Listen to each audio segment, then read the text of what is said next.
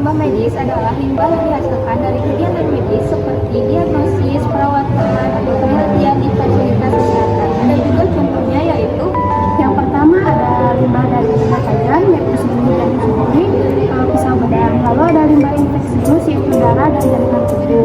Lalu ada limbah farmasi, yaitu obat kadaluarsa, serta bahan kimia berbahaya yang dapat menimbulkan risiko kesehatan atau lingkungan. Adapun penanganan dari limbah medis, yang pertama itu ada pengurangan. Pengurangan yaitu dilakukan dengan eliminasi keseluruhan material berbahaya atau material yang lebih sedikit menghasilkan limbah. Yang kedua, limbah medis harus dibedakan berdasarkan jenisnya. Ada infeksius, tajam, farmasi, ataupun kimia berbahaya. Lalu yang ketiga, penyimpanan, yaitu memasukkan ke tempat yang sesuai dengan prosedur. Dan yang keempat ada pengangkatan.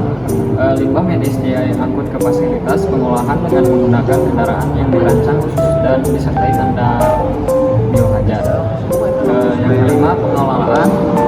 Ada beberapa metode pengolahan seperti insinerasi atau pembakaran suhu tinggi untuk menghancurkan limbah berbahaya, autoclaving atau sterilisasi atau proses kimiawi untuk netralisasi limbah. Adapun penanganan limbah non-medis. Penanganan limbah non-medis memerlukan langkah-langkah yang berbeda tergantung pada jenis limbahnya. Limbah non-medis meliputi berbagai jenis limbah yang tidak terkait dengan kegiatan medis, seperti limbah rumah tangga, industri, dan komersial. Berikut adalah tahapan-tahapan umum dalam penanganan limbah non-medis. Yang pertama, ada pemilihan limbah. Pemilihan limbah dilakukan untuk memisahkan jenis limbah yang dapat didaur ulang dan yang tidak dapat diolah. Yang beberapa kategori umum limbah non-medis meliputi limbah organik, limbah anorganik, limbah B3. Yang kedua, pengumpulan limbah. Limbah non-medis yang telah dipilah dikumpulkan secara terpisah oleh petugas kebersihan atau perusahaan pengolah sampah.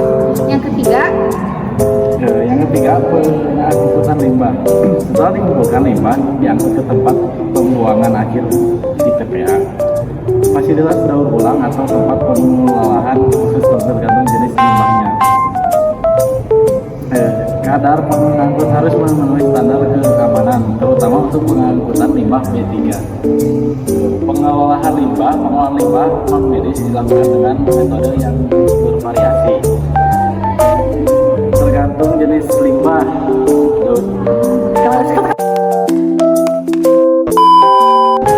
Empat, pengolahan limbah. Yang pertama, daur ulang. Dua, pengomposan. Tiga, pembakaran. Empat, pengolahan biologis. Yang kelima, pembuangan akhir. Setelah limbah diolah, sisa-sisa yang tidak dapat didaur ulang atau digunakan kembali dibuang di tempat pembuangan akhir di TPA.